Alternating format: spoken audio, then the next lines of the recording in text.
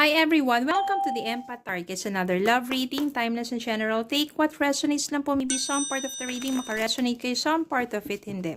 Tingnan natin ngayon kung anong love connections, lessons in life, and guidance ang ating mababatid sa reading na to. Okay, spirit guide, send me messages, or kung gusto nyo magbigay tayo ng katanungan. Magkikita pa ba kayo, magkakausap, at babalik pa ba ang person ninyo? Okay, po sabihin natin ito para sa mga taong gustong magkaroon ng, sabihin natin, ng pag-asa, kung magkakaayos pa ba sila ng person nila, babalik ba ang person nila. Spirit guide, send me messages, kung ano yung mas malalakas at mas maraming energies ang masasagap natin sa katanungang magbabalik pa ba ang person nila sa buhay nila. Pero dapat specific, no? Magkakabalikan pa ba sila ng person nila? Kasi babalik na pero papakita lang naman. Pero dapat specific tayo. Magkakabalikan ba sila, magkakaayos at magiging maayos na ang kanilang relasyon for the second time around. Okay, so siguro enough na tong mga messages na to. Tingnan po natin. The Moon, the High Priestess, the World, Seven of Pentacles, the Empress, King of Wands, Six of Cups, Six of Wands, Death, Four of Cups. So, parang alam ko na agad ang mangyayari dito, no? Four of Cups, maybe energy mo to, you still thinking of your person, ignoring other person sa paligid mo, kahit may mga someone na nagpaparamdam sa'yo, kasi you still keep thinking of your person. Person mo, maaring ganun din. Iniisip ka rin niya.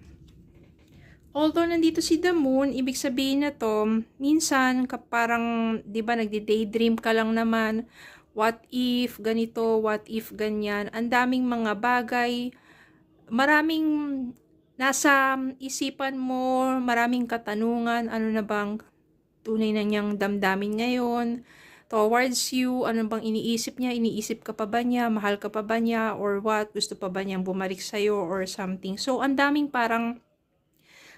mga fear dito, you have anxiety, kakaisip sa person mo, kung ano na ba ang energy niya sa ngayon.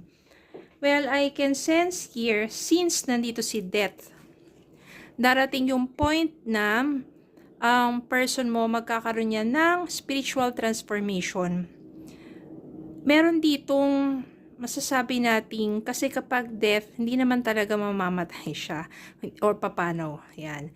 Death dito is, magkakaroon siya ng panibagong pagkatao. In the sense na lahat ng sabihin natin, kung dati mabisyo siya, kung dati ganito yung ugali niya, hindi maganda, magandang pagbabago, magandang transformation na mangyayari sa person mo. Kung dati immature siya, ngayon magmamature na yan. Kung dati irresponsable siya, ngayon magiging responsable na yan. So, magkakaroon ng transformation sa person mo. At dahil doon, babalik at babalik ang mga memories nyo together. May isip ka niya. Nandito rin yung reunion. Malamang kasi dito yung person mo mas bata sa'yo. Kaya yung sinasabi natin kanina, mga immaturities, irresponsible, maaring ganun nga yung nangyari. Pero, nagbago na yan. Nagsusumikap na yan. Ayan o. Seven of Pentacles dito, nagsusumikap na yan ng gusto, nagiging responsable. Hindi na siya natatamad-tamad. So, yung kanyang magandang pagbabago na ang maidudulot yun is pagpapaunlad sa sarili niya at pakakamtam niya rin yun kung ano yung kanyang tinanim, yun din yung kanyang aanihin, yung pagsisipag niya, at magkakaroon na ng maturity talaga sa kanya. Kasi maaring marami na yung pinagdaanan, simula na magkahiwalay kayo, and ikaw naman, High Priestess, Alam mo, meron tayong kanya-kanyang yung sabihin natin, intuition. At kung malakas ang iyong gut feeling, malakas ang inyong intuition, especially kapag minsan bigla ka nalang kinakabahan, no? No, out of nowhere, bigla kang kinakabahan, ibig sabihin yan, there's something spiritually happening to you. And maybe, yung person mo is keep thinking of you. That's why, bigla ka lang kakabahan, no? Parang yun yung gut feeling mo. So, you have your intuition, you know within yourself na alam mo, kahit na nagkahiwalay kayo ng person mo, alam mo, it will change everything. And kapag nandiyan sa gut feeling or sa intuition mo that your person will be back to you, no? Hindi lang natin alam kung kailan yung divine timing na yan para sa inyo. At kung yun ang naniniwala kayo, especially kung walang ibang involved. So, walang third party.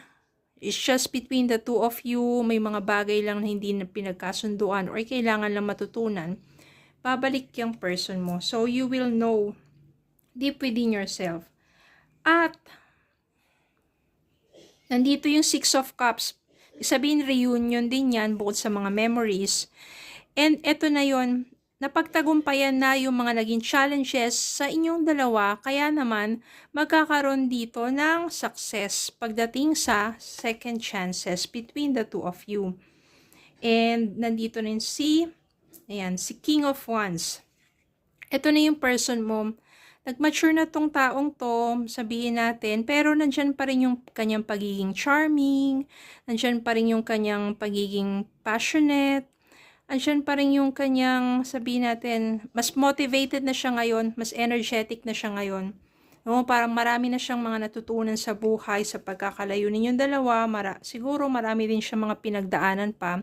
Bukod sa naging relasyon ninyo, at yun yung dahilan kung bakit nagdaan siya sa isang transformation, sa magandang pagbabago. Sa inyong pagbabalikan, magbubunga ito ng, sabihin natin, ang inyong pagmamahalan ay magbubunga. At ikaw, makakamtan mo yung motherhood. Ibig sabihin yan, ikaw din yung mag-nurture ng inyong magiging anak at ng relasyon ninyong dalawa. Mas paaalagaan mo, mas maasikaso mo siya. So, siguro sa part mo na yon is dito mo na mapaparamdam sa inyo. Yung sabihin natin yung mga dati na hindi ninyo nagawa sa isa't isa. It's time for you to nurture your relationship together. At ganun ka kasi, mapag-alaga ka, mapagmahal ka. And since dito nga sa reading na to, mas mas nakatatanda ka sa person mo. Hindi naman malaki ang agwat ninyo, pero mas matanda ka sa person mo. Siguro mga 1-2 years yung agwat ng age ninyo. Okay? And since nandito si the world, ibig sabihin nito, achievement, accomplishment, fulfillment of your manifestations, of your prayers. Ibig sabihin nito, nagkaroon ng fulfillment kung ano yung pinagdarasal mo. Na nagbago siya, muli kayo nagkabalikan, at sa second chances na yon, maraming bagay natutunan, maraming adjustment, pero lahat ay para sa ikabubuti ninyong dalawa. Minsan talaga may mga ganun, kailangan maghiwalay. Kung wala naman third party involved, para lang mag-grow individually. Kasi minsan nahihirapan mag-grow na magkasama dahil nagkakaroon ng codependency. Pero kapag nagkahiwalay, nag-grow individually, person mo nag-grow, nagmamature, ikaw din naman. So, kapag muli kayo nakita, wala pa rin naman hindi kayo in relationship with other. So, doon mas mararamdaman. Tapos may maturity na, hindi na yung dati, palaging mainit agad ang ulo. Ngayon, naging patient na, di ba? Kaya mas maganda na when you are in a relationship, maganda yung emotionally stable ka na, parang mature enough to handle a relationship, di ba? Palaging nandyan para sa isa't isa. So, para mas tumatagal ang inyong relasyon. Being honest to one another din. Okay, so sa ating kasagutan, sa tanong natin, magkakabalikan ba? Base sa reading na to, yes, at magandang pagbabago may dudulot sa inyong muling pagbabalikan. There will be success. There will be fulfillment of your heart's desire. Okay, huwag tayong mawala ng pag-asa, especially kapag walang third party involved.